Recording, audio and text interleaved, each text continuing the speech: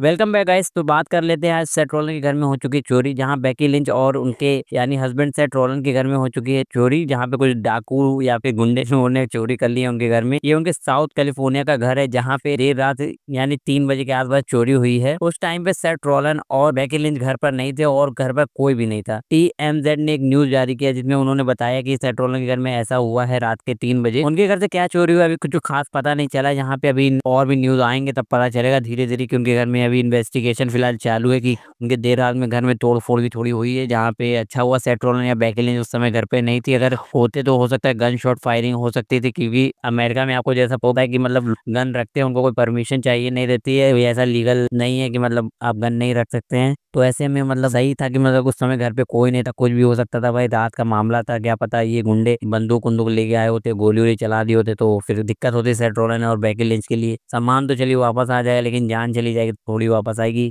तो ये एक बैड न्यूज है मतलब सेथ रोलन के लिए। जहाँ पे WWE में तो उनके लिए अच्छा चल रहा है, लेकिन उनके घर में चोरी हुई जो कि उनके लिए बहुत बुरा है। नेक्स्ट न्यूज आ रही है शार्लेट फेयर को लेकर, जहाँ पे शार्लेट फेयर और टिफनी के बीच में एक सेगमेंट हुआ था शिकागो में, जिसको लेकर एक न्यूज आई जहाँ पे टिफनी ने उनके ऊपर कमेंट किया था कि मतलब तुम्हारा 3 रिलेशन टूट चुका है, जहाँ पे तुम 3 बार तुम्हें डिवोर्स मिल चुका है। तो ऐसे में उनके रिलेशन को उन्होंने सवाल उठा दिया था, जो कि बिलो द बेल्ट जाकर उन्होंने कमेंट किया था इस पोम में, जो कि जरूरी नहीं था इतना भी मतलब लो द बेल्ट नहीं जाना था, लेकिन ये सेगमेंट हुआ था, पता नहीं क्यों हुआ था। जहाँ पे अभी उनसे एक इंटरव्यू में पूछा गया है मतलब शार्लेट फ्लेयर से कि आपके साथ ऐसा प्रोमो कट हो तो आपको कैसा लगा। तो जहाँ पे उन्होंने कहा कि ऑडियंस ने मेरे लिए दिया उस समय, जो कि बहुत ही शर्मनाक था। मतलब जो भी चीजें हैं वो शार्लेट फ्लेयर के लिए नहीं था, वो तो एशली के लिए था, क्योंकि जो रिश्ते टूटे हो एशली के टूटे हो। यानी एशली मतलब यानी शार्लेट फ्लेयर का रियल नेम है, जो कि मतलब वो अपने पर्सनल लाइफ का उनका नाम है। जो डॉक्टर नाम यूज करते हैं शार्लेट फ्लेयर यूज करती हैं। तो ऐसे में उन्होंने कहा कि ये चीज बहुत ज्यादा डिस्कस्टिंग है, तब बिलो द बेल्ट टिफनी गई, जो कि मैंने भी नहीं सोचा था।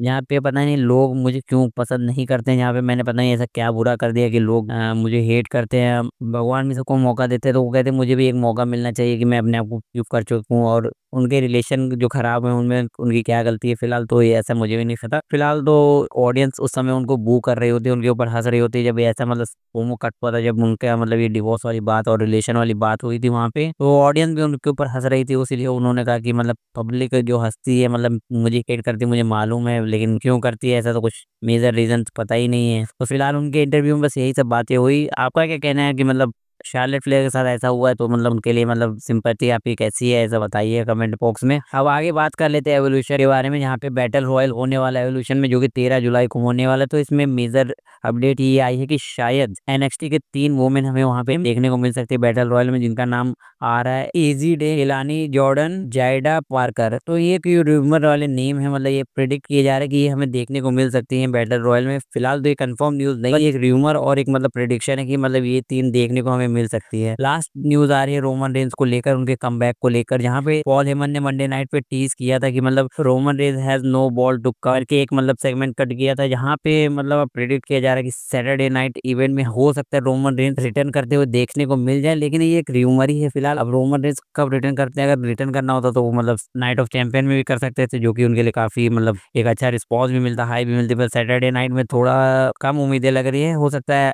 समर स्लैम के आसपास हमें इनका रिटर्न देखने को मिल जाए, या फिर समर स्लैम में ही। फिलहाल तो कंफर्म न्यूज नहीं है, बस टीज किया गया था पॉल हेमन के साथ। तो एक र्यूमर चालू हो कि हो सकता है सैटरडे नाइट में हमें रोमन रेंज का रिटर्न देखने को मिल जाए। फिलहाल रोमन रेंज रिटर्न तो करने वाले जल्दी, लेकिन कब करेंगे ये नहीं पता है। फिलहाल आपका क्या कहना है कि रोमन रेंज का कम करने वाले या रिटर्न करने वाले WWE के अंदर, आप कमेंट बॉक्स में बता सकते हैं। अगर आपको पता है, आपको लगता है कि हाँ रोमन रेंज का इस डेट को हमें रिटर्न देखने को मिल सकता है।